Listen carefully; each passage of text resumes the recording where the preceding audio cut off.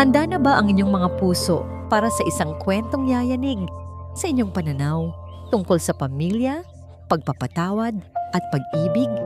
May mga sugat na kahit gaano katagal nang nakalipas ay nananatili pa ring sariwa ang kirot, lalo na kung ito'y nagmula sa isa sa mga taong inaasahan mong magiging iyong sandigan. Ngunit paano kung ang pagbubunyag sa isang masakit na katotohanan ang siya palang magiging susi sa iyong kalayaan? Halina't samahan ninyo akong buksan ang aklat ng buhay ni Hiraya, isang kwentong magpapatunay na ang pinakamalaking tagumpay ay madalas isinilang mula sa pinakamatinding kabiguan. Ang hangin sa loob ng malawak na gymnasium ng pamantasan ng silangan ay tila hindi gumagalaw, puno ng bigat ng init at ng libu-libong pangarap. Ngunit para kay Hiraya Soliman, na nakatayo sa entablado sa ilalim ng matinding liwanag, ang tanging nararamdaman niya ay ang lamig ng pawis sa kanyang mga palad. Mahigpit ang pagkakahawak niya sa piraso ng papel kung saan nakasulat ang kanyang talumpati, kahit na saulado na niya ang bawat salita nito. Sa kanyang harapan, isang karagatan ng mga itim na toga at ng mga ngiting puno ng pagmamalaki, mga magulang, kapatid at kaibigan na naroroon upang saksihan ang pagtatapos ng isang mahalagang kabanata. Hinanap ng kanyang mga mata ang isang pamilyar na mukha sa gitna ng maraming tao. At doon, sa ikalimang hanay, natagpuan niya ito. Si Luwalhati, ang kanyang ina. Mag-isa itong nakaupo, simple sa kanyang bestidang bulaklakin. Ngunit sa mga mata ni Hiraya, nagniningning ito higit pa sa lahat. Nakita niya ang bahagyang pangingilid ng luha sa mga mata ng ina. Isang luhang dala ng purong galak at pagmamalaki. Ang nangiti ng kanyang ina ang nagbigay sa kanya ng lakas. Huminga siya ng malalim, lumapit sa mikropono at nagsimula. Sa mga kagalang-galang na opisyal ng pamantasan ng silangan, sa mga minamahal naming propesor, sa mga kapwa ko mag-aaral na nagsipagtapos at sa lahat ng mga magulang na naririto ngayon. Isang magandang hapon po sa inyong lahat. Nagsimula ang kanyang talumpati tulad ng inaasahan. Pinasalamatan niya ang mga guro na humubog sa kanyang isipan at ang mga kaibigan na naging karamay niya sa hirap at ginhawa. Binalikan niya ang mga gabing puyat sa pag-aaral at ang mga sandaling puno ng tawanan.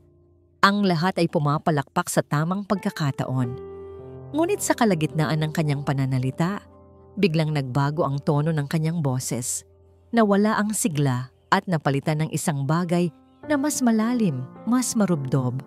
Ang karangalang ito, sabi niya, habang itinataas ang kanyang medalya bilang magna cum laude, ay hindi lamang para sa akin. Ang tagumpay na ito ay inaalay ko sa nag-iisang tao na naniwala sa akin mula pa sa simula. Ang aking ina, si Luwalhati di Makulangan. Muling nagpalakpakan ang mga tao. Ngumiti si Luwalhati. Ang puso'y halos sumabog sa dibdib. Ngunit hindi pa tapos si Hiraya. Pinalaki niya ako ng mag-isa. Pagpapatuloy niya at sa pagkakataong ito, may bahid na nang hinanakit sa kanyang tinig. Itinaguyod niya ang aking pag-aaral sa pamamagitan ng kanyang walang katapusang pagtatrabaho. Siya ang nagsilbing ina at ama sa akin. Biglang tumahimik ang buong gymnasium. Naramdaman ng lahat ang bigat ng mga susunod na salitang bibitawan niya. Marami ang nagtatanong kung nasaan ang aking ama. Sabi ni Hiraya, ang kanyang boses ay nanginginig ngunit buo. Ang totoo po, hindi ko rin alam. Ang alam ko lang, iniwan niya kami nang walang kahit anong paalam. Pinili niyang mabuhay sa sarili niyang mundo at kinalimutan na mayroon siyang isang anak na naghihintay. Isang kolektibong paghinga ng pagkagulat ang naririnig mula sa mga manonood. Ang mga kamera ng telepono ay nagsimulang itutok sa kanya. Ngayong araw, sa harap ninyong lahat, gusto kong patunayan sa kanya. Nasaan man siya ngayon, na hindi hadlang ang kanyang pagkawala sa aking mga pangarap. Tumingin siya ng diretso sa lente ng isang kamera sa harapan. na para bang kinakausap niya ang isang taong wala doon. Hindi ko kailangan ng ama para magtagumpay dahil ang pagmamahal ng aking ina ay higit pa sa sapat. Ang huling mga salita niya ay halos pabulong na, ngunit umalingaw-ngaw ito sa bawat sulok ng gymnasium. Sa nagbabantang katahimikan, isang malakas na palakpak ang unang narinig na sinundan ng iba pa hanggang sa ang buong lugar ay umugong sa hiyawan at paghanga sa kanyang katapangan. Sa gitna ng lahat ng yon, ang nakikita lamang ni Hiraya ay ang kanyang inang humahagulgol, hindi na dahil sa galak, kundi dahil sa pinaghalong sakit at pagmamalaki. Ang video ng talumpati ni Hiraya ay kumalat na parang apoy sa social media. Sa loob lamang ng ilang oras, milyon-milyon na ang views. Naging laman ito ng bawat newsfeed sa isang malamig at marangyang boardroom sa tuktok ng isang nagtataasang gusali sa Makati. Isang meeting ng mga ehekutibo ang naantala. Isang batang assistant ang naglakas loob na lumapit sa pinuno ng Alcantara Prime Holdings. "Sir Raja," sabi ng assistant habang iniaabot ang isang tablet, "I think you need to see this. It's going viral." Nangunot ang noo ni Don Raja Alcantara. Kinuha niya ang tablet at pinanood ang video ng isang dalagang nagtatalumpati sa kanyang pagtatapos. Pinakinggan niya ang bawat salita, ang bawat patak ng emosyon, hanggang sa binanggit ng dalaga ang pangalan ng kanyang ina. Luwalhati, isang pangalan mula sa nakaraan. Isang multo na matagal na niyang sinubukang ibaon sa limot. Nabitiwan ni Don Raja ang hawak niyang babasaging kopita. Nabasag ito sa mamahaling sahig na gawa sa marmol, kasabay ng pagkadurog ng maskara ng kapangyarihan at kontrol na matagal na niyang isinuot. Ang tanging lumabas sa kanyang mga labi ay isang pangalan, isang bulong na puno ng pagsisisi at pagkagimbal. Luwalhati.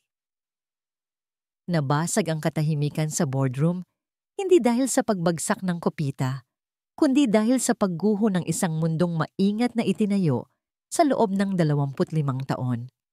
Ang mga ehekutibo ay nagkatinginan, hindi alam kung ano ang gagawin sa kanilang biglang natigilang amo. Si Don Raja Alcantara, ang haligi ng industriya, ang taong kayang magpatumba ng mga kumpanya sa isang pirma lamang, ay nakatitig sa kawalan. Ang kanyang mukha, na laging tila inukit sa bato, ay nagpapakita ngayon ng mga bitak. "Meeting is over." Utos niya. Ang boses ay garalgal at walang anumang lakas. "Leave." Walang nangahas na magtanong. Isa-isa silang nagsitayuan at tahimik na lumabas. Iniwan ang pinakamakapangyarihang tao sa silid, kasama ang mga multo ng kanyang kahapon. Gabi na, ngunit liwanag pa rin ang opisina ni Don Raja. Sa malawak na bintanang salamin, tanaw niya ang kumikinang na mga ilaw ng syudad. Isang imperyong itinayo niya mula sa wala. Ngunit ngayong gabi, ang lahat ng yon ay walang kulay. Sa screen ng kanyang tablet, paulit-ulit na nagpe-play ang video ni Hiraya. Paulit-ulit niyang pinapanood. Bawat salita ay parang isang punyal na bumaon sa kanyang dibdib. Hindi ang akusasyon ang masakit, kundi ang katotohanan sa likod nito.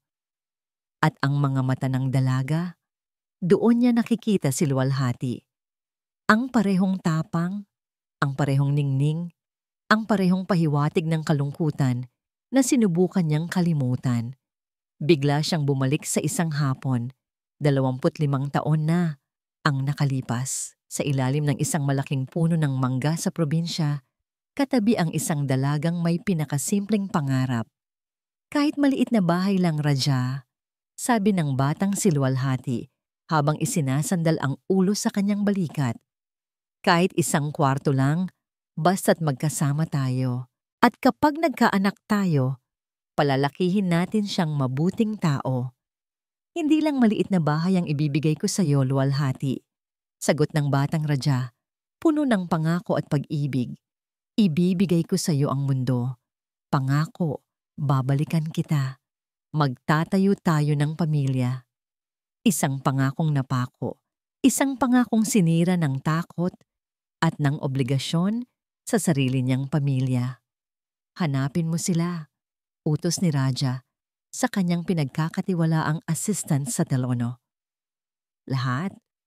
Gusto kong malaman ang lahat tungkol kay Hiraya Soliman at sa ina niyang si Luwalhati di Makulangan. Bawat detalye ng buhay nila sa loob ng 25 taon. Now, sa mansyon ng mga Alcantara, hindi video ni Hiraya ang pinapanood, kundi ang unti-unting pagguho ng kanilang perpektong mundo. Si Isadora Dora Alcantara, na kararating lang mula sa isang mamahaling spa, ay halos ibato ang kanyang telepono sa pader. "Can you believe this, Mom?" Sigaw niya. Ang boses ay puno ng pagkasuklam. This cheap girl is claiming to be Papa's daughter. It's all over the internet, ang kahihiyan." Si Doña Victoria Alcantara, na nakaupo sa isang antigong silya habang nagbabasa ng isang libro, ay hindi man lang nag-angat ng tingin. Kalmado niyang isinara ang libro, inilapag ito sa mesang katabi, at saka lamang tumingin sa nag-aalab na anak. "Kahihiyan lang ba ang inaalala mo, Isadora?" Tanong ni Victoria, ang boses ay malamig na parang yelo. "O ang mana mo?" Natigilan si Isadora. Hindi ito ang oras para mag-hysterical. Payo ni Victoria, na ngayon ay tumayo na. Ang kanyang tindig ay puno ng awtoridad. "Ang ama mo ay sentimental, at ang sentimiento ay isang kahinaan. Kung hindi tayo kikilos, lahat ng pinaghirapan natin ay maaaring mapunta sa wala, sa isang bastarda." "So what do we do?" Halos pabulong na tanong ni Isadora. "Sa mundong ito, anak," sabi ni Victoria habang hinahaplos ang pisngi ni Isadora, "ikaw ang maninila o ikaw ang masisila. Huwag na huwag kang papayag na maging pangalawa." Kinabukasan, isang itim at makintab na sasakyan ang pumarada sa harap ng simpleng bahay ni Hiraya sa Barrio Maharlika. Bumaba mula rito ang isang lalaking nasa edad 40. Suot ang isang mamahaling suit na tila hindi bagay sa maalikabok na kalsada. Siya si Attorney Ricardo De Leon, ang punong abogado ng Alcantara Prime Holdings. Si Hiraya, na nagwawalis sa kanilang bakuran, ay napahinto. "Miss Hiraya Soliman?" tanong ng abogado. Ang boses ay propesyonal, ngunit walang emosyon. Tumango lang si Hiraya, mahigpit ang hawak sa walis. "Pinadala ako ni Don Raja Alcantara," sabi ni Attorney De Leon, habang inilalabas ang isang sobre mula sa kanyang leather briefcase. "Naiintindihan niya ang iyong hinanakit, at bilang tanda ng kanyang mabuting kalooban, nais niyang ibigay ito sa inyo para makapagsimula kayo ng bagong buhay." Inabot niya ang sobre. Nag-aatubiling kinuha ito ni Hiraya. Sa loob, nakita niya ang isang manager's check. Ang halagang nakasulat ay sapat na para bumili ng 10 bahay na tulad ng tinitirhan nila. Isang malamig na ngiti ang gumuhit sa mga labi ni Hiraya. Tumingin siya sa abogado, diretso sa mga mata nito. Walang salitang namutawi sa kanya.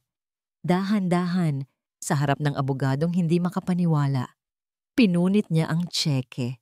Hindi lang isang beses, kundi pa ulit-ulit, hanggang sa maging maliliit na piraso na ito.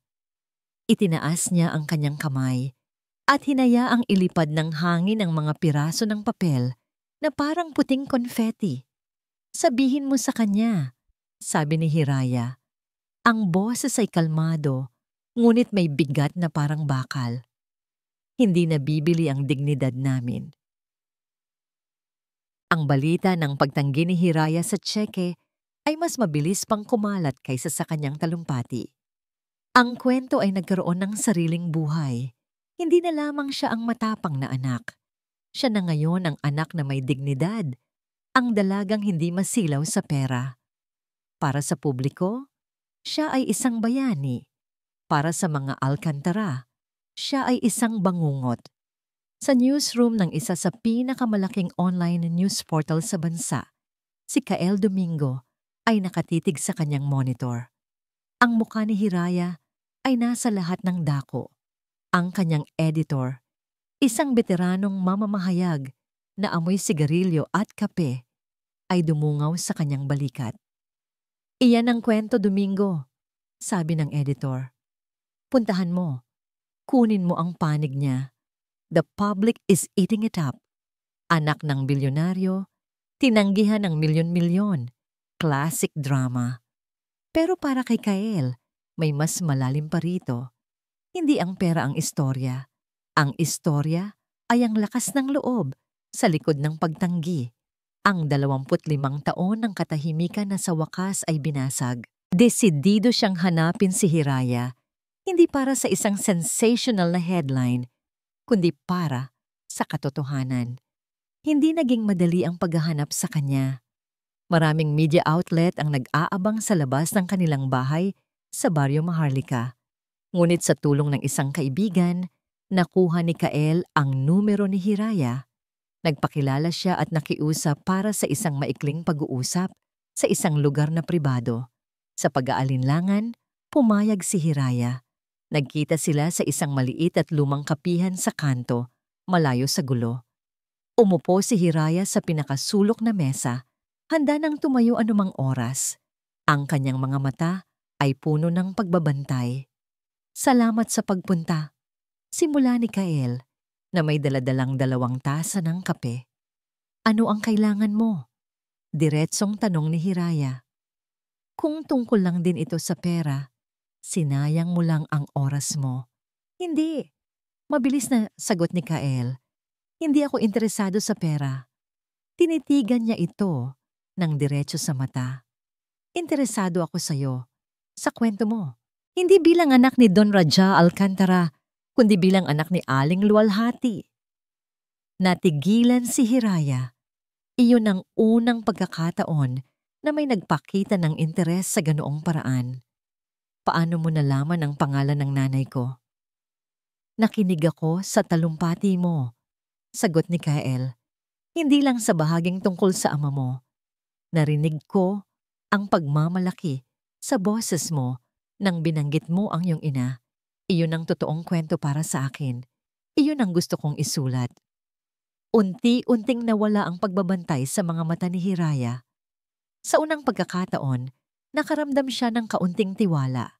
Nag-usap sila ng mahigit 1 oras, hindi tungkol sa mga Alcantara, kundi tungkol sa mga sakripisyo ni Luwalhati, sa mga pangarap ni Hiraya para sa kanilang dalawa, at sa bigat ng pagiging sentro ng isang pambansang eskandalo.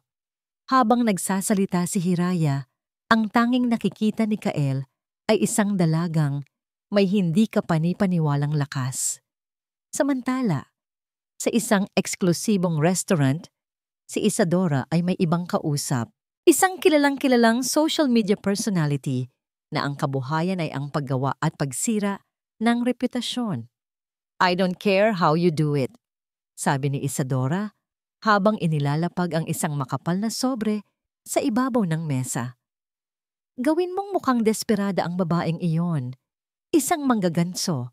Isang oportunista na ginagamit ang kanyang ina para makakuha ng pera. I-post mo ang mga lumang litrato. Mag-imbento ka ng mga kapitbahay na magpapatunay. Gawin mo ang lahat." "Consider it done, Miss Alcantara," sabi ng blogger sabay ngisi at bulsa sa sobre. Nang gabing iyon, habang naghahapunan sina Hiraya at Luwalhati ng simpleng sinigang, nagsimula ang pag-atake. Ipinakita ni Hiraya sa kanyang ina ang mga bagong post na kumakalat. Mga litrato ni Luwalhati noong dalaga pa, na may mga caption na nagpapahiwatig na isa siyang babaeng mababa ang lipad. Mga pekeng testimonya mula sa mga kakilala na nagsasabing matagal na nilang plano ang mangganso sa mga Alcantara. Mga walang hiya, nanggigil na sabi ni Hiraya. Ang mga kamay ay nakakuyom. "Paano nila nagagawa ito sa'yo, Nay?" Hinawakan ni Luwalhati ang kamay ng anak. Ang kanyang mukha ay kalmado. Isang isla ng kapayapaan sa gitna ng bagyo. "Hayaan mo sila, anak," mahinahon niyang sabi. "Ang aso tumatahol lang kapag hindi ka kilala. Alam natin ang totoo. Iyon ang mahalaga. Ngunit nasasaktan si Hiraya, hindi para sa sarili niya, kundi para sa kanyang ina. Ang galit niya kay Don Raha ay lalo pang lumalim. Sa mansyon, si Don Raha ay naglalakad pabalik-balik sa kanyang silid-aklatan. Katatapos lang niyang kausapin ang kanyang abogado. Ginoo, tinanggihan niya. Pinunit niya ang tseke. Sabi ng abogado sa telepono. I know, sigaw ni Raja. Nakita ko sa balita. Ano po ang susunod nating gagawin? Nag-isip si Raja. Ang pera ay hindi gumana. Ang mga abogado ay hindi gumana. Isa na lang ang paraan. Ang paraan na matagal na niyang iniiwasan. Ako na, sabi niya sa sarili. Puno ng determinasyon. Ako na mismo ang pupunta. Hindi siya pinakinggan ang pagtutol ni Victoria. Nagpahatid siya sa kanyang driver, ibinigay ang address ng Baryo Maharlika. Habang papalapit ang sasakyan, papalakas naman ang kabog sa kanyang dibdib. Nang huminto ang itim na Mercedes-Benz sa tapat ng isang maliit at kupas na bahay na may mga nakasampay na damit sa harapan, lahat ng mga kapitbahay ay nagsilabasan. Ang sasakyan ay parang isang itim na dambuhala sa gitna ng makipot na kalsada. Bumukas ang pinto. Unang bumaba ang isang sapatos na gawa sa Italianong katad na nagkakahalaga ng buong sahod ng isang ordinaryong manggagawa sa isang taon. Sumunod ang isang figura na sanay sa kapangyarihan, si Don Raja Alcantara. Sa sandaling iyon, si Hiraya ay lumabas mula sa kanilang pinto. May dalang isang maliit na palanggana. Nagtama ang kanilang mga mata, ang bilyonaryong ama at ang matagal nang kinalimutang anak. Sa pagitan nila, 25 taon ng katahimikan, sakit, at mga hindi nasabing salita. Ang hangin sa pagitan ni Hiraya at Don Raha ay tila solidong pader, hindi mahawakan, ngunit hindi rin matagos. Ang mga osyosong kapitbahay ay nagbubulungan, ngunit ang kanilang mga boses ay tila hangin lamang na dumaraan. Ang tanging umiral sa sandaling iyon ay ang titigan ng 2 taong konektado sa dugo, ngunit pinaghiwalay ng panahon. Nanggigigil na humigpit ang hawak ni Hiraya sa palanggana. Ang lahat ng sakit, lahat ng gabi na tinanong niya ang sarili kung bakit. Lahat ng luhang pinalis ng kanyang ina, lahat ay bumalik sa isang iglap. Si Don Raja, sa unang pagkakataon, sa napakatagal na panahon, ay hindi alam ang sasabihin. Ang lahat ng kapangyarihan at yaman niya ay walang silbi sa harap ng mga matang nanunumbat. Hiraya, sabi niya, at ang pagbigkas niya sa pangalan ay tila dayuhan sa kanyang dila. Ako'y naparito para... Para ano? Putol ni Hiraya. Ang boses ay matigas at walang anumang bakas ng paggalang. Para tapunan ulit kami ng pera? Para bilhin ang aming pananahimik? Sabihin mo sa akin, magkano ba ang halaga ng 25 taon? Natigilan si Raja. Bawat salita ay isang sampal. Hayaan mo akong magpaliwanag. Pakiusap niya. Humakbang siya palapit. Automatikong umatras si Hiraya. Magpaliwanag? Isang mapaklang tawa ang kumawala sa mga labi ni Hiraya. Anong ipapaliwanag mo? Ang pag-iwan mo sa isang babaeng nagdadalang tao?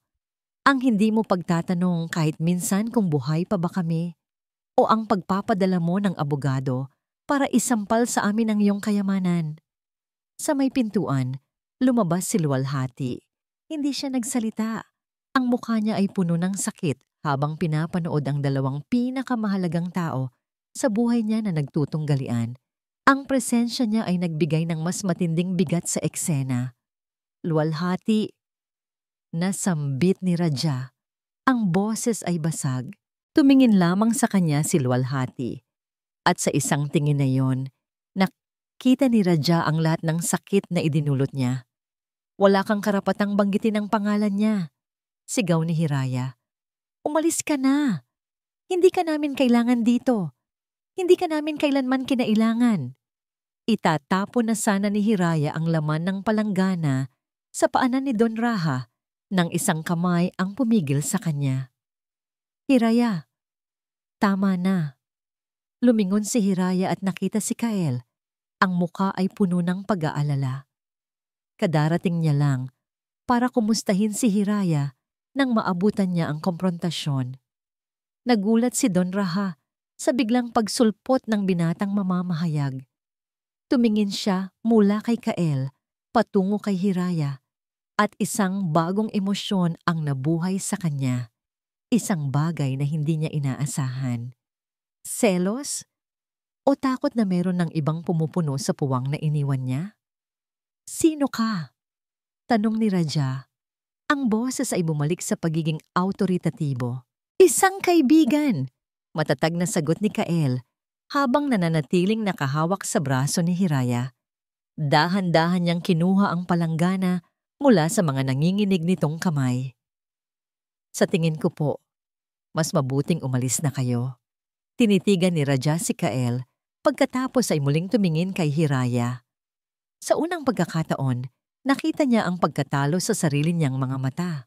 Tumalikod siya nang walang imik at sumakay sa kanyang sasakyan. Nang makaalis na ang sasakyan, doon palang bumigay ang tindig ni Hiraya. Napasandal siya kay Kael. Ang mga tuhod ay tila babagsak. Halika, mahinang sabi ni Kael. Maglakad muna tayo. Inalalayan ni Kael si Hiraya palayo sa mga matang mapanuri ng mga kapitbahay. Naglakad sila ng walang direksyon.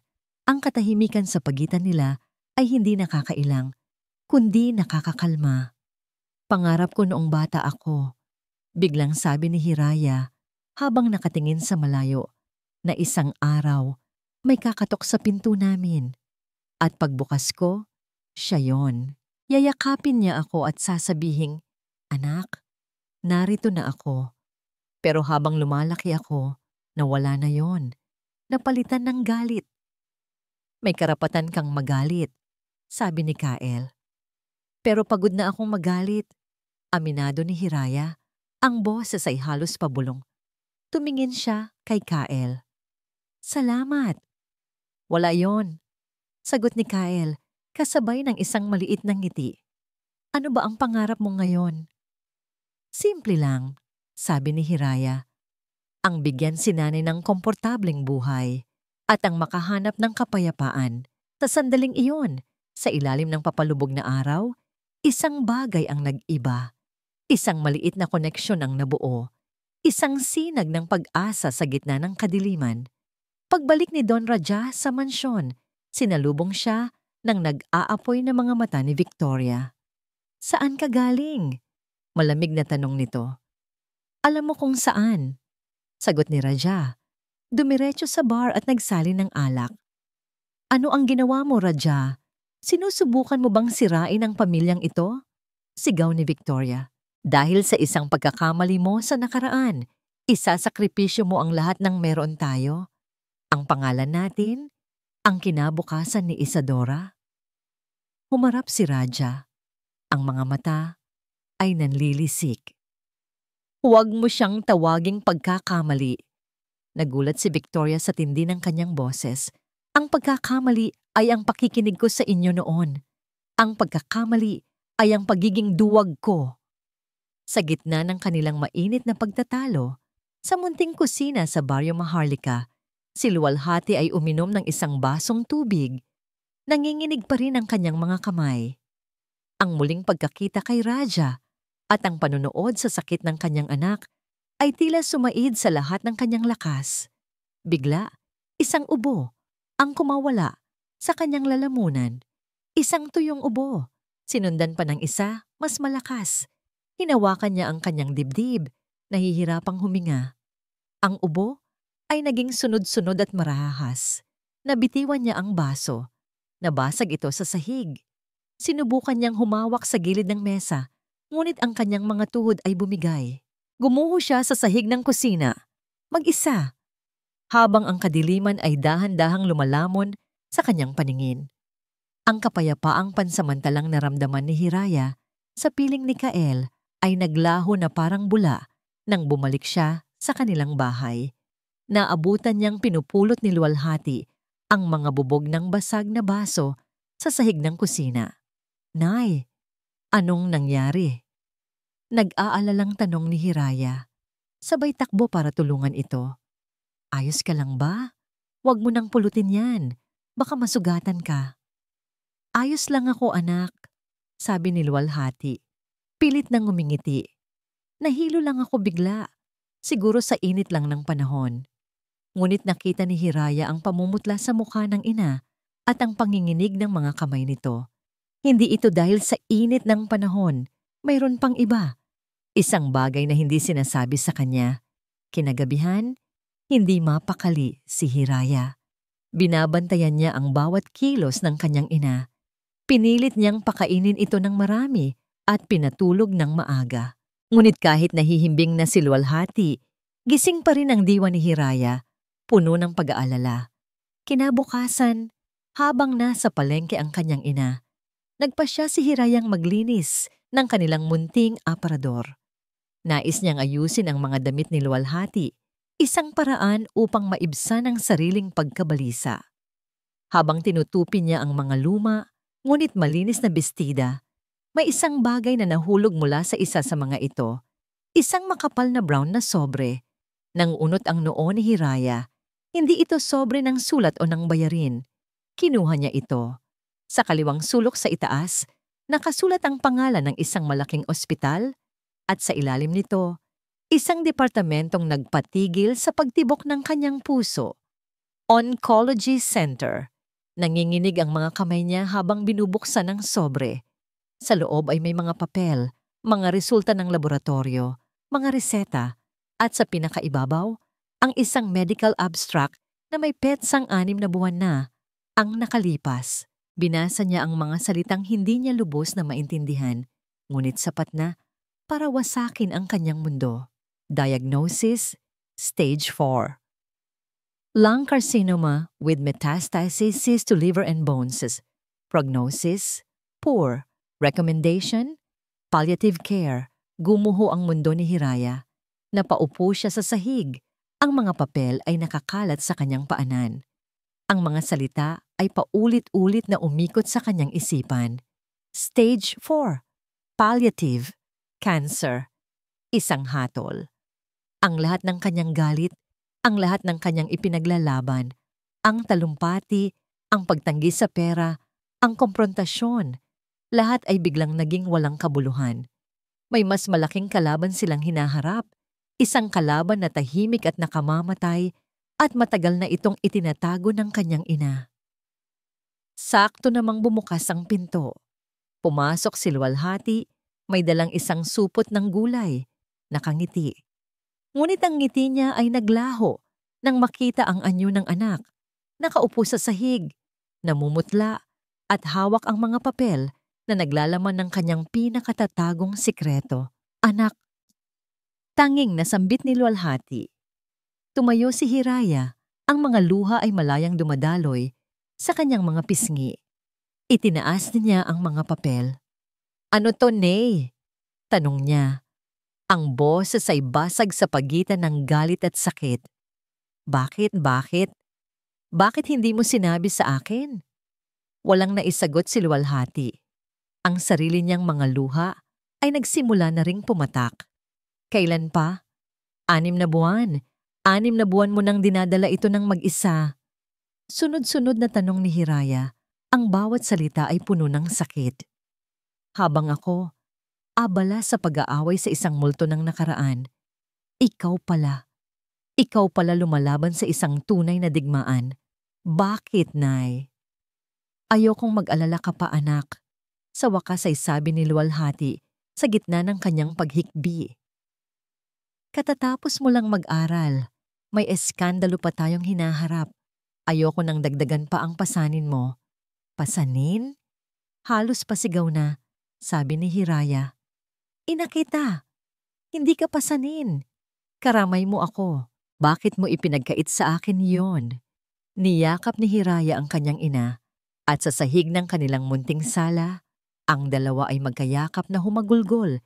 Isang ina na gustong protektahan ang kanyang anak sa sakit at isang anak na ngayong lang nalaman na paubos na ang oras ng babaeng pinakamamahal niya. Dinala ni Hiraya si Luwalhati sa ospital ng araw ding iyon. Kinausap niya ang doktor na may hawak ng kaso, isang matandang oncologist na may malungkot ngunit mabait na mga mata. Nakatayo sila sa isang tahimik na pasilyo na amoy gamot at kawalan ng pag-asa. Ano po ang magagawa natin, Doc? Tanong ni Hiraya, kumakapit sa huling hibla ng pag-asa. Chemotherapy, radiation, kahit anong operasyon babayaran ko, magtatrabaho ako. Pinigilan siya ng doktor sa pamamagitan ng isang malungkot na pag-iling. Tinitigan nito si Hiraya ng may habag. "I'm sorry, Miss Soliman," sabi ng doktor. Ang boses ay mababa at puno ng bigat. "It's a matter of months, maybe weeks." Sa sandaling iyon, nanlambot ang mga tuhod ni Hiraya. Napahawak siya sa pader para masuportahan ang sarili. Ang mga salita ng doktor ay umalingaw-ngaw sa kanyang tainga. Nilulunod ang lahat ng iba pang tunog. Months, maybe weeks. Ang digmaan niya ay hindi na laban sa isang amang nang iwan. Ang digmaan niya ngayon ay laban sa oras. Ang mga pader ng ospital ay tila humihigop ng lahat ng pag-asa.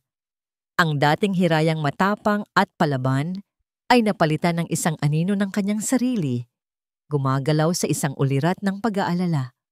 At pagod, ang mga araw ay naging isang walang katapusang ikot ng mga pagsusuri, gamot, at pagbabantay sa tabi ng kama ng kanyang ina. Ang prinsipyo at pagmamataas na minsan niyang pinanghawakan ay unti-unting natunaw, pinalitan ng isang mas matinding damdamin. Takot. Takot na mawala ang nag-iisang tao na bumubuo sa kanyang mundo. Si Luwalhati, sa kabila ng panghihina, ay pinipilit pa ring ngumiti para sa kanyang anak. "Huwag mo na akong masyadong alalahanin, anak," sabi nito isang hapon, habang hinahaplos ang buhok ni Hiraya. "Mas pagod ka pa sa akin. Hindi ako napapagod." "Nay," sagot ni Hiraya. Pilit na pinapasigla ang boses. "Magpagaling ka lang. Iyon lang ang mahalaga." Ngunit sa tuwing tatalikod siya, hindi niya mapigilan ang mga luhang bumabagsak. Ang bawat ubo ng kanyang ina, ang bawat pagdaing, ay parang isang paalala ng orasan na walang tigil sa pagtakbo. Sa newsroom, hindi na mapakali si Kael. Ilang araw na siyang walang balita mula kay Hiraya. Ang kanyang mga tawag at text ay hindi sinasagot. Nag-aalala siya, hindi bilang isang mamamahayag, kundi bilang isang kaibigan, bilang isang taong nagsisimula nang magkaroon ng mas malalim na nararamdaman. Sinubukan niyang puntahan ang bahay nila sa Baryo Maharlika, ngunit isang kapitbahay ang nagsabi na isinugod daw si Aling Luwalhati sa ospital at hindi na umuwi simula noon. Hindi siya nagdalawang isip. Tinanong niya kung saang ospital at agad na nagpunta roon. Naabutan niya si Hiraya sa isang sulok ng pasilyo, nakatulala habang nakatingin sa bill ng ospital. Ang halaga ay astronomical, sapat na para ibaon sila sa utang habang buhay. "Hiraya," tawag ni Kael. Lumingon si Hiraya at sa kanyang mga mata, nakita ni Kael ang pagod at kawalan ng pag-asa. Hindi na niya napigilan ang sarili. Niyakap niya si Hiraya at sa yakap na yon, gumuho ang lahat ng natitirang depensa ng dalaga. Humagulgol siya sa dibdib ni Kael. "May cancer si Nanay Kael," sabi niya sa gitna ng mga hikbi. "Stage 4. At wala akong magawa." Doon naintindihan ni Kael ang lahat. Ang pananahimik, ang bigat. Hinayaan niya lang si Hiraya na umiyak habang hinahaplos ang kanyang likod. Nang kumalma na si Hiraya, kinausap siya ni Kael. Ano ang sabi ng mga doktor? Anong kailangan? Pera, Kael. Mapait na sagot ni Hiraya. Kailangan ng pera. May isang bagong gamot. Isang experimental treatment. Hindi garantisado. Pero sabi ng doktor, ito lang ang pag-asa para mapahaba pa ang buhay niya kahit ilang buwan lang. Pero ang halaga, hindi ko kaya. Samantala, bumalik si Kael sa kanyang opisina na gulong-gulo ang isip. Ang kwento ay nasa harap na niya, mas malaki pa kaysa sa inaasahan. Isang istoryang siguradong magiging viral. Isang trahedyang aantig sa puso ng buong bansa. Iyon ang sasabihin ng kanyang editor. Ito na ang pinakamalaking break mo, Domingo. Umupo siya sa harap ng kanyang computer. Ang mga daliri ay nakapatong sa keyboard, handang mag-type. Ngunit ang tanging nakikita niya ay ang mga mata ni Hiraya na puno ng luha. Hindi niya kayang gawing isang palabas ang pinakamasakit na bahagi ng buhay ng babaeng nagsisimula nang mapalapit sa kanya. Ang pagiging mamamahayag niya at ang pagiging tao niya ay nagbabanggaan. Binura niya ang anumang sinimulang i-type. Tumayo siya, alam ang panganib sa kanyang trabaho, ngunit mas nanaig ang kanyang puso. Sa ospital, mag-isang muli si Hiraya. Tinitigan niya ang natutulog na mukha ng kanyang ina. Nakita niya ang mga bagong linya ng pagod at sakit dito. Ang bawat sandali ay mahalaga. Ang bawat hininga ay isang biyaya. Ang pagmamataas ay isang luho na hindi na niya kayang panindigan. Ang galit ay isang enerhiyang hindi na niya maaaring aksayahin. Kinuha niya ang kanyang pitaka. Mula sa isang maliit na bulsa, inilabas niya ang isang piraso ng papel na minsan niyang gustong sunugin. Ang calling card ni Attorney Ricardo De Leon. Ang abogado ng demonyo. Nanginginig ang kanyang mga daliri habang tinitipa ang mga numero sa kanyang telepono. Nagring ito ng isang beses, 2 beses. Hello, Attorney De Leon speaking. Huminga ng malalim si Hiraya. Nilunok niya ang lahat ng kanyang natitirang pride, ang bawat hibla ng kanyang pagkasuklam. Attorney?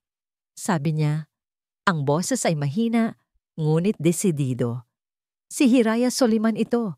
Gusto kong makausap si Mr. Alcantara. Ang balita ng tawag ni Hiraya ay dumating kay Don Raja na parang isang biglaang kulog sa isang maaliwalas na langit. Halos hindi siya makapaniwala. Ang anak na tumanggi sa milyon-milyon at nagtaboy sa kanya ay kusang tumatawag ngayon. Isang bahagi niya ay nakaramdam ng pag-asa, ngunit ang mas malaking bahagi ay kinabahan. Alam niyang ang isang taong tulad ni Hiraya ay hindi tatawag ng walang mabigat na dahilan. Nasaan siya? Tanong ni Raja sa kanyang abogado sa telepono. Nasa St. Luke's po, sir.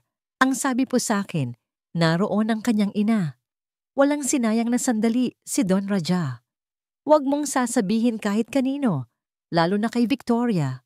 Utos niya sa kanyang driver. Pumunta tayo sa St. Luke's. Ngayon na. Pagdating sa ospital, isang pribadong silid ang tinutuluyan ni Nalwalhati. Isang bagay na pinaglaanan ni Hiraya gamit ang lahat ng kanyang natitirang ipon.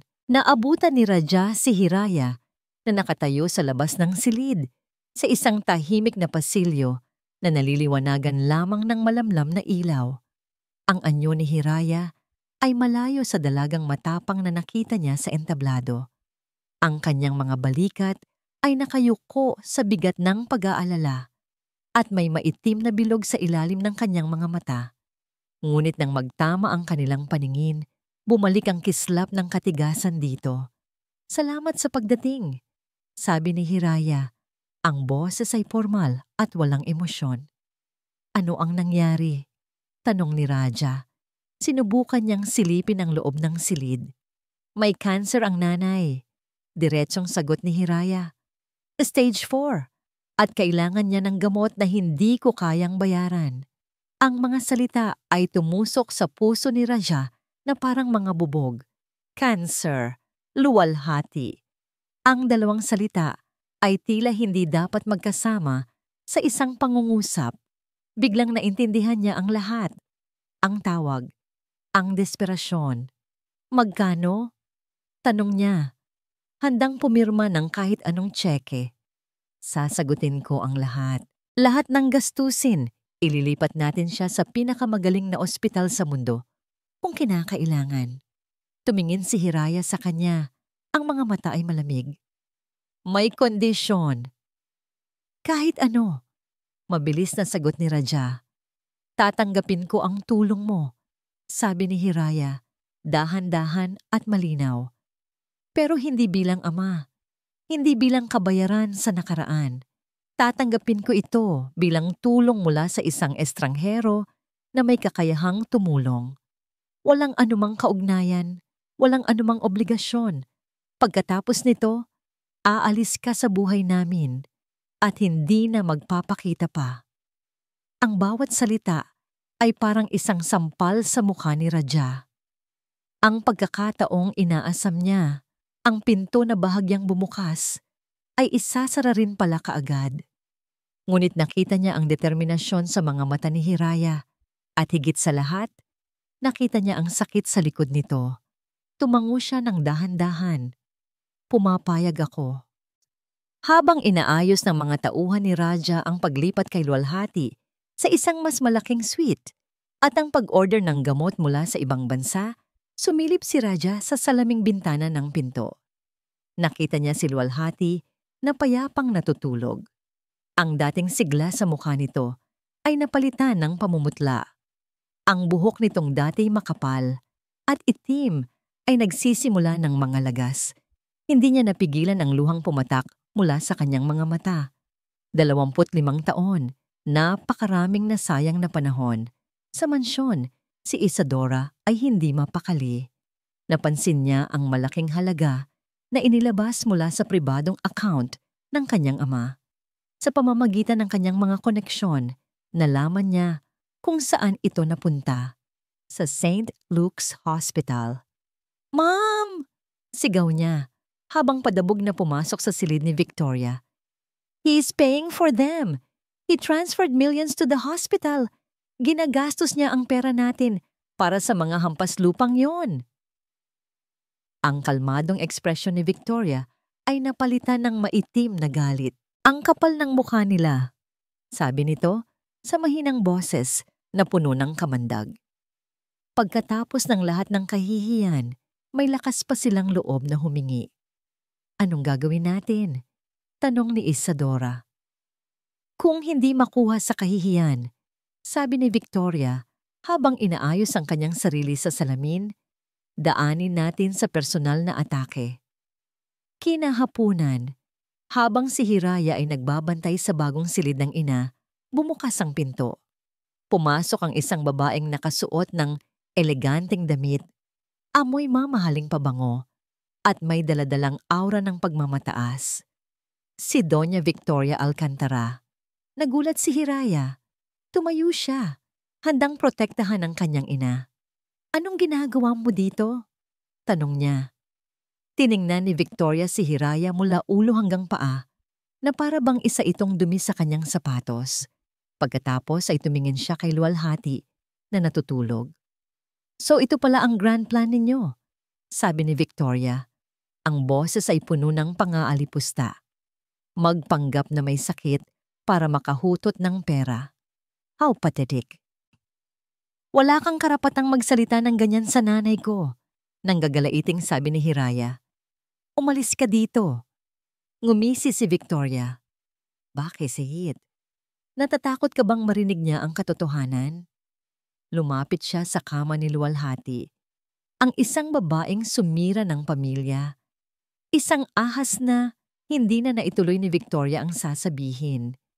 Isang malakas na sampal mula kay Hiraya ang dumapo sa kanyang pisngi. Ang tunog ay umalingaw-ngaw sa tahimik na silid. Gulat na napahawak si Victoria sa kanyang pisngi. Ang kanyang mga mata ay nanlaki sa galit. "How dare you?" "Umalis ka, sabi!" sigaw ni Hiraya. Itinuturo ang pinto. Ang katawan ay nanginginig sa galit. Tinitigan ni Victoria si Hiraya na para bang gusto niya itong patayin. Bago siya tumalikod, bumulong siya ng mga salitang puno ng lason. Kahit kailan, isa ka lang pagkakamali. At ang ina mo, isang bayarang babae. Nang maisara ang pinto, napasandal si Hiraya sa pader. Ang lakas ay tila naubos. Sa kama, dahan-dahang iminulat ni Luwalhati ang kanyang mga mata. Narinig ang huling mga salitang binitawan ni Victoria. Isang butil ng luha ang gumulong sa kanyang pisngi. Ang mga salitang binitawan ni Victoria ay naiwang nakalutang sa hangin, mas nakalalason pa kaysa sa amoy ng mga gamot sa silid. Para kay Hiraya, iyon na ang huling patak. Ang galit niya ay hindi na lamang tungkol sa pag-abandona. Ito'y tungkol na sa brutal na pagyurak sa dignidad ng kanyang ina. Samantala, si Kael ay hindi mapakali. Pagkatapos malaman ang tungkol sa sakit ni Luwalhati, isang bagay sa loob niya ang hindi na siya pinatahimik. Ang mga pang-iinsulto at paninira online laban kay Luwalhati ay hindi na lamang basta tsismis para sa kanya. Personal na ito. Bilang isang mamamahayag, ang tanging sandata niya ay ang katotohanan. Napagpasyahan niyang gamitin ito, hindi para sa isang headline, kundi para kay Hiraya. Nagsimula siyang maghalongkat. Ginamit niya ang kanyang mga kasanayan sa pananaliksik, hindi para sa kwento, kundi para sa hustisya. Kinuntak niya ang mga dating kasamahan, nagbasa ng mga lumang artikulo tungkol sa mga Alcantara, at sinubukang buuin ang puzzle ng nakaraan. Ang kanyang paghahanap ay nagdala sa kanya sa isang pangalan, Amalia. Isang matandang kasambahay na nagsilbi sa pamilya Alcantara sa loob ng 30 taon bago ito biglang pinaalis. Pagkatapos ng ilang araw na paghahanap, natagpuan niya si Aling Amalia na namumuhay ng simple sa isang maliit na bayan sa Laguna. Sa simula, ayaw magsalita ng matanda. Takot pa rin ito sa kapangyarihan ng mga Alcantara. Ngunit nang ipinakita ni Kael ang litrato ni Hiraya at ikinuwento ang kalagayan ni Luwalhati, unti-unting lumambot ang puso nito. Mabait na bata si Luwalhati. Simula ni Aling Amalia, ang boses ay nanginginig. At mahal na mahal siya ng nooy binatang si Raja. Ngunit ang mga magulang ni Raja, lalo na ang kanyang ina, ay tutol na tutol.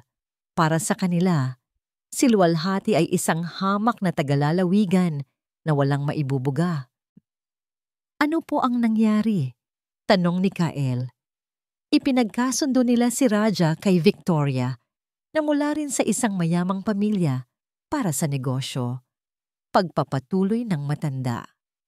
Nang malaman nilang buntis si Luwalhati, doon na sila gumawa ng paraan. Pinapunta nila si Luwalhati sa mansyon habang wala si Raja. Binigyan nila ito ng pera. Pera na tinanggihan ni Luwalhati. Pero hindi sila tumigil doon. Huminga ng malalim si Aling Amalia. Tinakot nila siya. Sinabi nilang kung hindi lalayo si Luwalhati, sisirain nila hindi lang ang buhay niya, kundi pati na rin ang buhay ng buong pamilya niya sa probinsya. Walang nagawa si Luwalhati kundi ang umalis. Ang kwentong ipinarating nila kay Raja ay iba. Nakusang tinanggap ni Luwalhati ang pera at naghahanap ng ibang lalaki. Ang revelasyon ay parang isang bombang sumabog sa harap ni Kael. Si Luwalhati ay hindi nang iwan, siya ang biktima. Sa kabilang dako, si Don Raja ay may sarili ring demonyong kinakaharap. Nang dalawin niya muli ang ospital, naabutan niya si Hiraya na umiiyak sa pasilyo. Isinalaysay ni Hiraya ang ginawa at sinabi ni Victoria, isang matinding galit ang naramdaman ni Raja, hindi kay Hiraya, kundi sa kanyang asawa. Ang mga salitang bayarang babae ay umalingaw-ngaw sa kanyang isipan. Iyon din ang eksaktong mga salitang ginamit ng kanyang ina noon para ilarawan si Luwalhati. Posible kayang umuwi si Raja sa mansyon na may daladalang bagyo sa kanyang dibdib. Pinasok niya ang kanyang lumang silid-aklatan, isang lugar na hindi na niya madalas puntahan. Hinanap niya ang isang baul na puno ng kanyang mga lumang gamit. Sa ilalim ng mga libro at lumang damit, natagpuan niya ang isang kahon ng mga liham, mga sulat mula kay luwalhati na hindi niya kailanman sinagot dahil sa sinasabi ng kanyang pamilya. Binasa niya ang mga ito muli. Ang mga salita ay puno ng pag-ibig, pag-aalala, at sa huli, kalituhan at sakit sa kanyang pananahimik. Walang anumang pahiwatig ng pagtataksil o pagmamahal sa pera. Ang huling piraso ng puzzle ay isang lumang larawan. Siya at si luwalhati, nakangiti, na may sulat sa likod. Hanggang sa huli, ikaw lang. Nagmamahal, luwalhati. Ang mga kasinungalingan ng 25 taon ay nagsimulang gumuho. Sa hindi inaasahang pagkakataon, nag-cruise ang landas ni Kael at ni Don Raja sa labas ng ospital. Si Kael ay papunta kay Hiraya para sabihin ang kanyang natuklasan. Si Raja naman ay pabalik mula sa pagdalaw. Don Alcantara, tawag ni Kael, humarap si Raja. Mr. Domingo, may kailangan po kayong malaman, sabi ni Kael. Ang boses ay seryoso. Tungkol po kay luwalhati, hindi po totoo ang alam ninyo. Sa loob ng sasakyan ni Raja, ikinuwento ni Kael ang lahat ng sinabi ni Aling Amalia.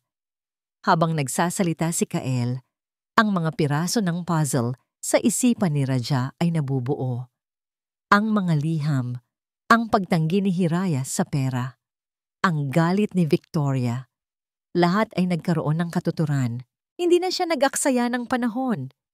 Umuwi siya sa mansyon na may dalang apoy sa kanyang mga mata. Naabutan niya sina Victoria at Isadora na nagkakape sa sala. Ibinagsak niya sa mesa ang isang folder na naglalaman ng kopya ng mga lumang liham at ang transcript ng panayam ni Kael kay Aling Amalia. Ano ang katotohanan? Sigaw ni Raja. Ang boses ay umalingaw-ngaw sa buong kabahayan. Ano ang ginawa ninyo kay luwalhati? Ang sala ng mansyon ng mga Alcantara ay naging isang arena. Ang katahimikan ay nabasag ng sigaw ni Don Raja. Isang sigaw na naglalaman ng 25 taon ng kasinungalingan at pagsisisi. Si Isadora ay napaurong sa takot. Hindi pa niya nakikitang ganoon katindi ang galit ng kanyang ama. Ngunit si Victoria, pagkatapos ng unang pagkagulat, ay tumayo. Ang kanyang mukha ay naging isang maskara ng malamig na pagsuway. Ang katotohanan, ulit niya, na may mapanguyam na tawa.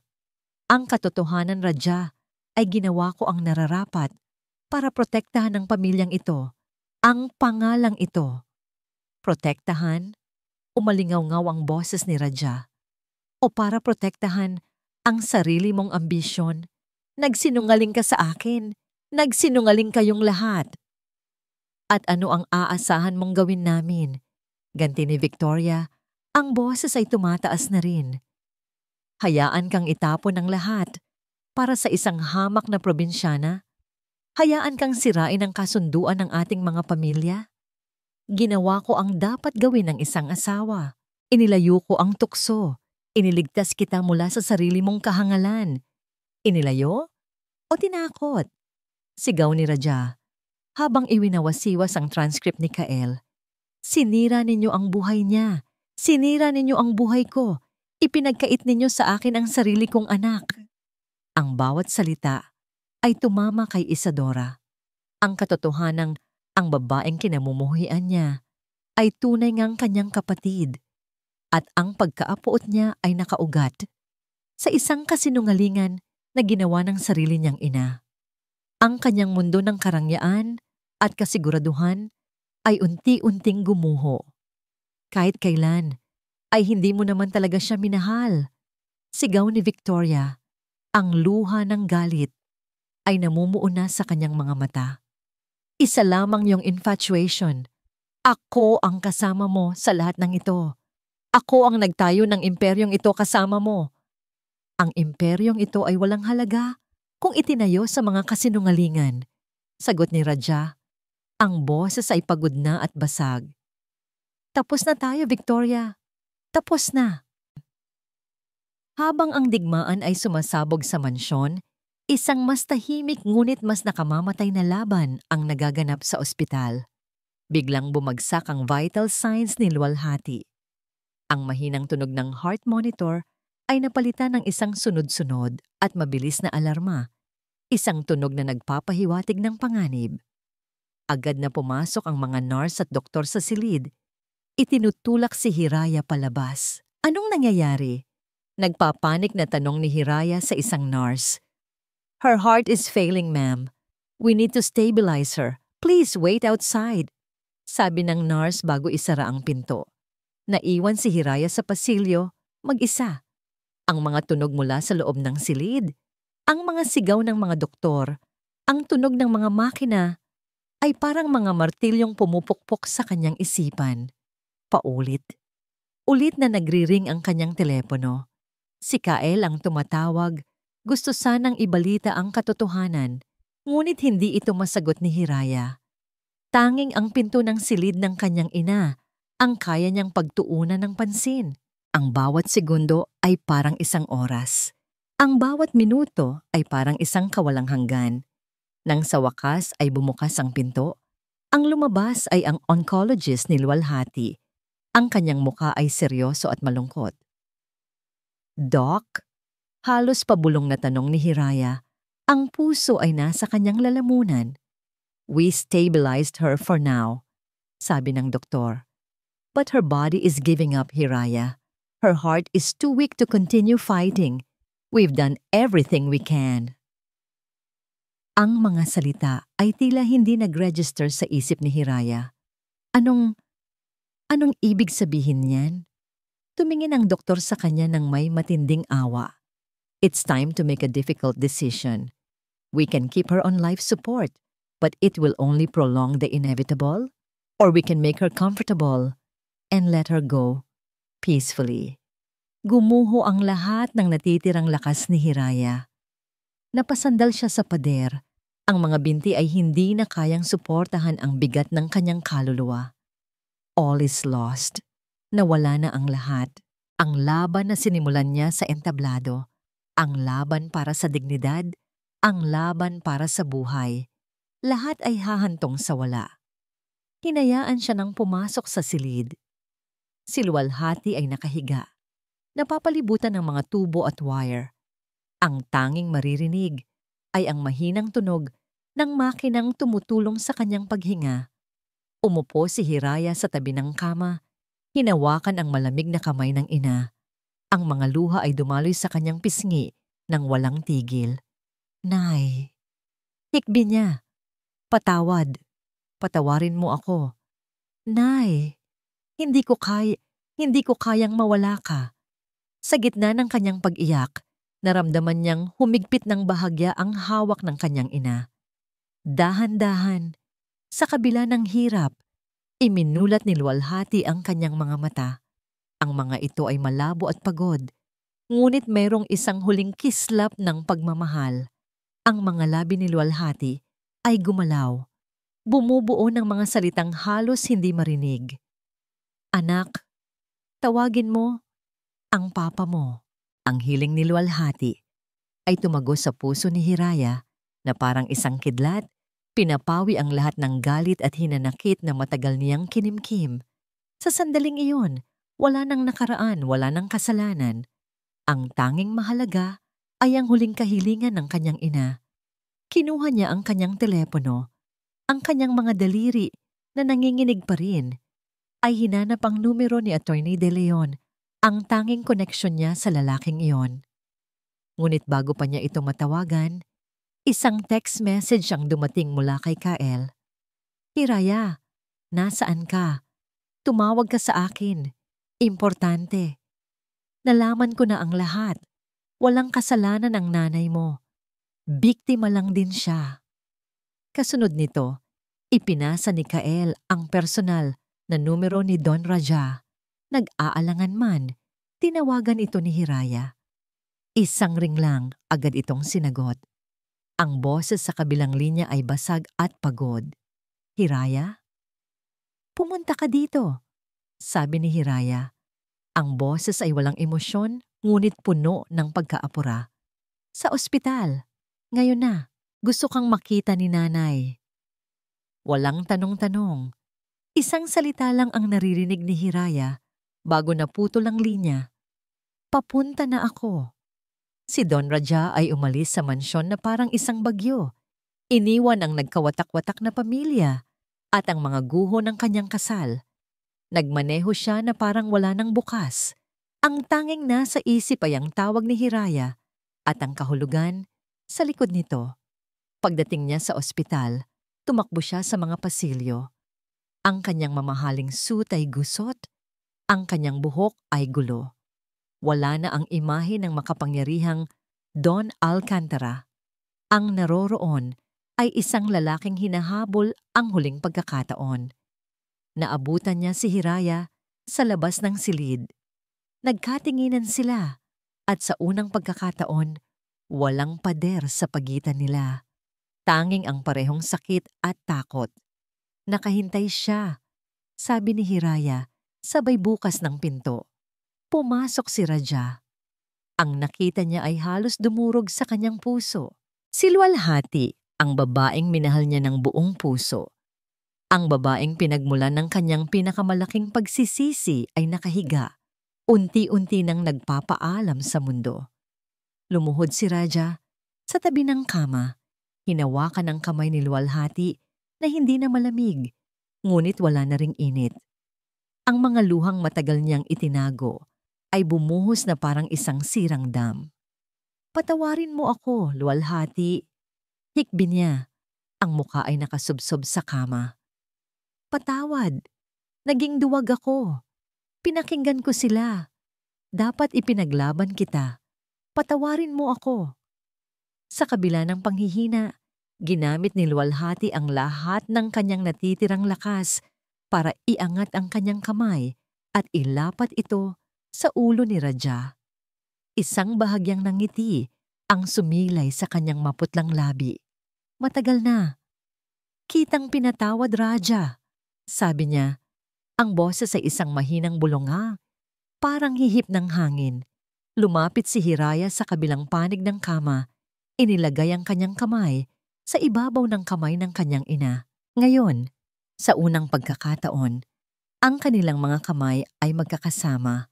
Ang ina, ang ama, at ang anak.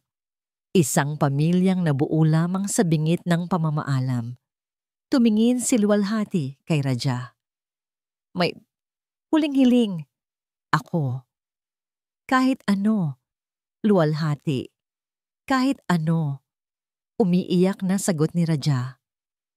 "Alagaan mo ang anak natin," sabi ni Luwalhati. Ang kanyang mga mata ay bumaling kay Hiraya. "Mabuti siyang bata, Raja. Katulad mo, matapang." Pagkatapos ay tumingin siya kay Hiraya. "Anak, mangako ka sa'kin. Mamuhay ka na masaya. Walang galit. Ang pagpapatawad, iyan ang tunay na kalayaan. Maging malaya ka, anak ko." Pinilit ni Hiraya na magsalita sa gitna ng kanyang paghagulgol. "Opo, Nay. Pangako." Sa labas ng silid, nakatayo si Isadora. Pagkatapos ng pag-aaway, sinundan niya ang kanyang ama. Dala ng isang emosyon na hindi niya maintindihan, pagsisisi. Mula sa bahagyang nakaawang na pinto, nasaksihan niya ang lahat. Nakita niya ang sakit, ang pagmamahal, ang pagpapatawad. Nakita niya ang pamilyang sana'y naging kanila. Sa unang pagkakataon sa kanyang buhay, naramdaman niya ang bigat ng kasalanan, hindi lang ng kanyang ina, kundi pati na rin ng kanyang sarili. Sa loob, huminga ng malalim si Luwalhati. Ang kanyang mga mata ay dahan-dahang pumatak, tila isang kandilang nauubusan ng mitya. "Mahal na mahal ko kayo." Iyon ang kanyang huling mga salita. Kasabay noon, ang mahinang pagtibok sa monitor ay napalitan ng isang tuwid at walang katapusang linya. Isang mahaba, nakabibinging tunog ang pumuno sa silid. ang tunog ng pagwawakas. Sa sandaling iyon, walang Don Raja Alcantara na bilyonaryo, walang Hiraya Soliman na magna cum laude, tanging isang lalaki at isang babae na nawalan ng pinakamahalagang tao sa kanilang buhay. Niyakap ni Raja ang wala ng buhay na si Luwalhati. Ang kanyang mga iyak ay umaling-awngaw sa buong silid. Niyakap naman ni Hiraya ang kanyang ina mula sa kabilang panig. Ang kanyang mundo ay gumuho sa pangalawang pagkakataon. Sa huling sandali, ang puot na naghiwalay sa kanila sa loob ng 25 taon ay ganap na naglaho, pinalitan ng isang karanasang magbubuklod sa kanila magpakailanman. Ang dalisay na sakit ng pagkawala. Si Luwalhati, sa kanyang pagpanaw, ay nagawa ang hindi nagawa ng buhay. Pinagtagpo niya ang ama at anak. Ang burol at libing ni Luwalhati ay simple, payapa, at taimtim, tulad ng buhay na kanyang ipinamuhay. Si Kael ay hindi umalis sa tabi ni Hiraya. Naging kanyang anino, kanyang sandalan, ang tahimik na presensya na nagbibigay sa kanya ng lakas sa mga sandaling gusto na niyang bumigay.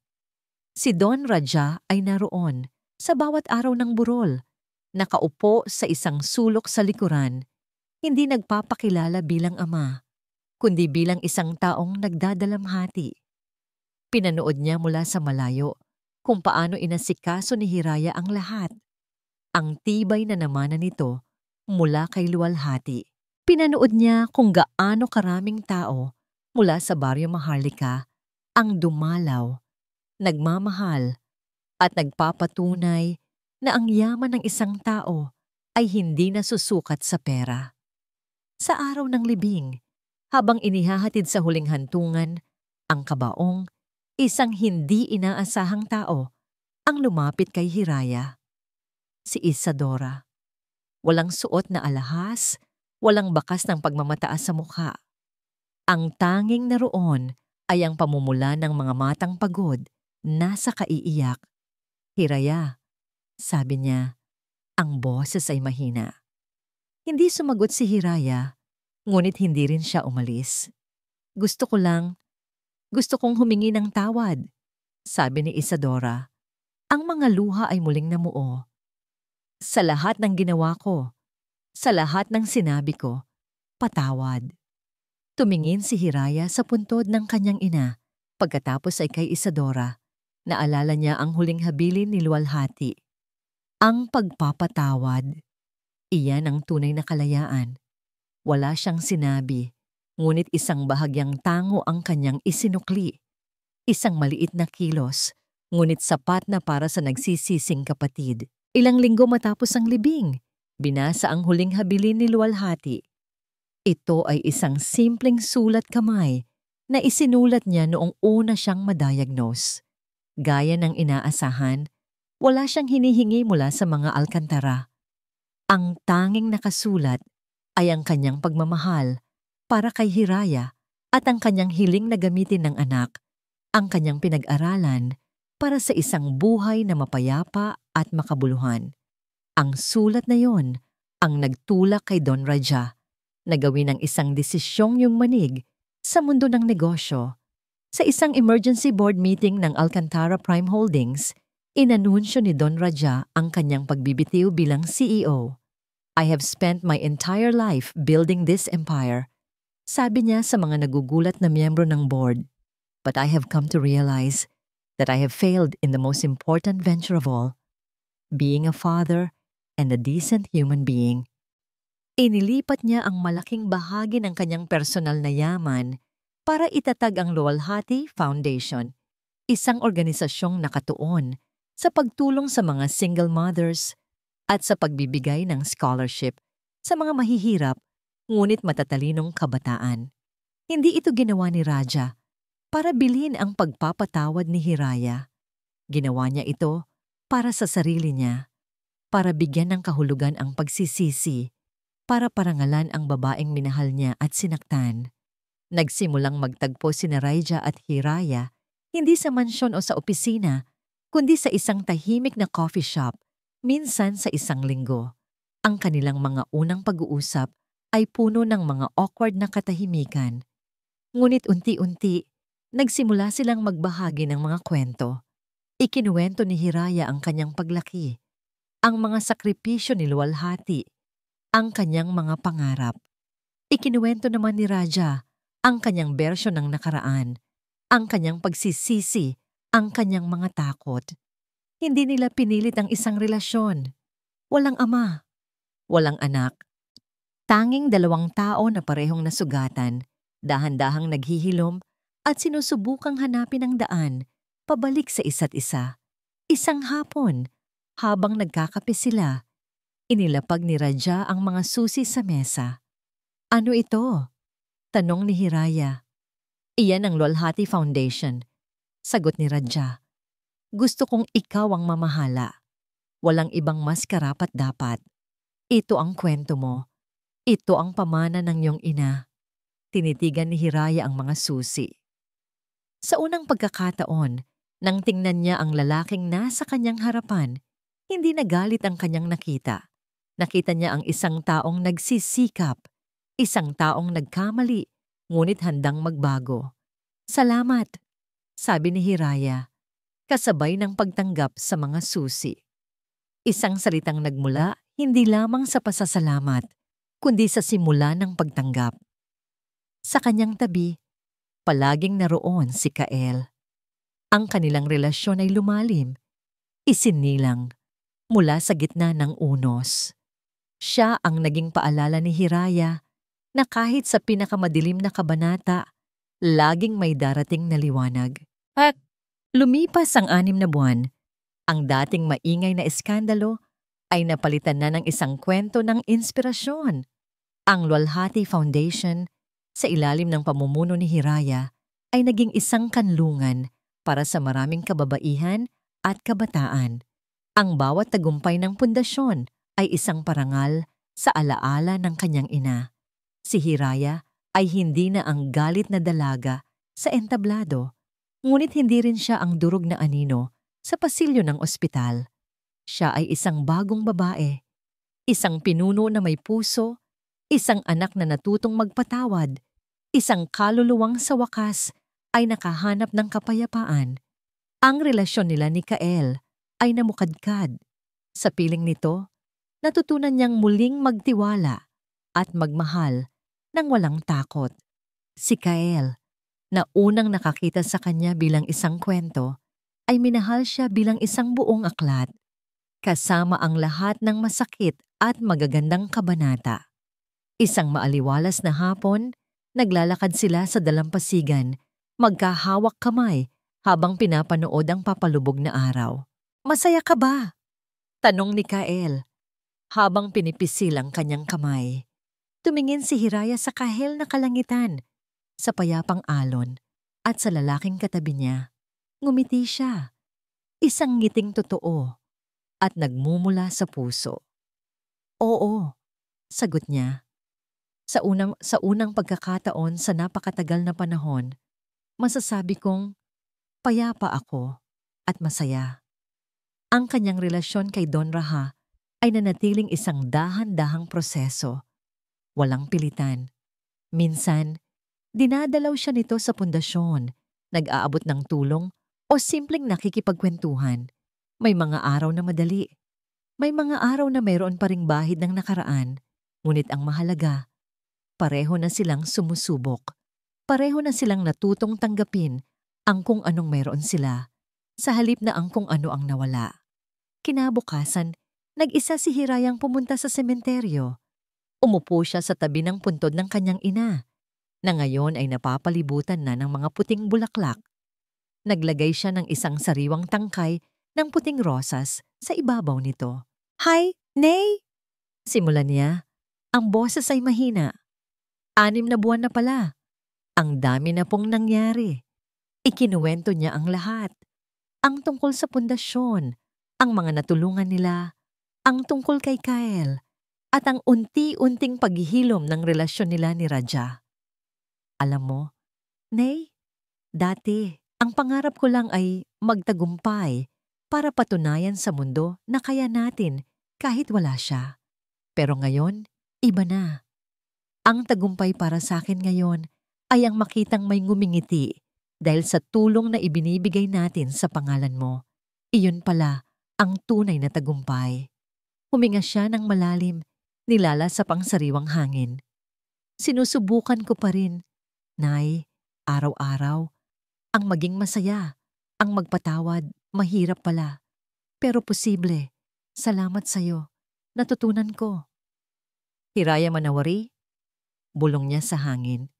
Ang sabi nila, ibig sabihin daw niyan, sana matupad ang iyong mga pangarap. Nay, ang pangarap ko para sa'yo, sana payapa ka na dyan. At ang pangarap mo para sa akin. Isang banayad na hangin ang umihip, tila isang haplos mula sa kalangitan. Napangiti si Hiraya habang pinupunasan ng isang butil ng luha sa kanyang pisngi. Natupad na, Nay, malaya na ako. Tumayo siya at tinalikuran ang puntod. Hindi dala ang bigat ng nakaraan, kundi ang gaan ng isang bagong simula. Naglakad siya palayo, patungo sa naghihintay na kinabukasan. Dala ang pamana ng pag-ibig, ang lakas ng pagpapatawad, at ang isang pangalan na sa wakas ay nabigyan niya ng ganap na kahulugan. At dito po nagtatapos ang kwento ni Hiraya Soliman, isang kwentong nagpapaalala sa atin ng isang mahalagang aral. Ang tunay na pagpapatawad ay hindi paglimot sa sakit ng nakaraan, kundi ang pagtanggap na ito ay bahagi na ng kung sino tayo. Ito ang pagpili na huwag nang hayaang ang sugat ng kahapon ang magdikta sa kaligayahan ng ating kinabukasan. Sa pagpapalaya sa galit, hindi lang natin pinalalaya ang taong nakasakit sa atin, kundi higit sa lahat, pinalalaya natin ang ating mga sarili. Maraming salamat po sa inyong walang sawang pagsubaybay sa kwentong ito. Sana po ay may napulot kayong aral at inspirasyon. Ano po ang masasabi ninyo sa paglalakbay ni Hiraya? At anong klaseng kwento naman po ang gusto ninyong marinig sa susunod? I-comment nyo lang po sa ibaba. Hindi dito nagtatapos ang ating paglalakbay. Marami pa pong kwentong kasing ganda at mas puno ng aral dito sa aming channel. Kung nagustuhan nyo ang kwentong ito, i-like, i-share sa pamilya at mga kaibigan, at mag-subscribe na rin para lagi kayong updated sa mga susunod pa naming kwento. I-click nyo ang notification bell para kayo ang unang makarinig kapag may bago kaming upload. Pagpalain po kayo ng Panginoon, kayo at ang inyong buong pamilya. Hanggang sa muli,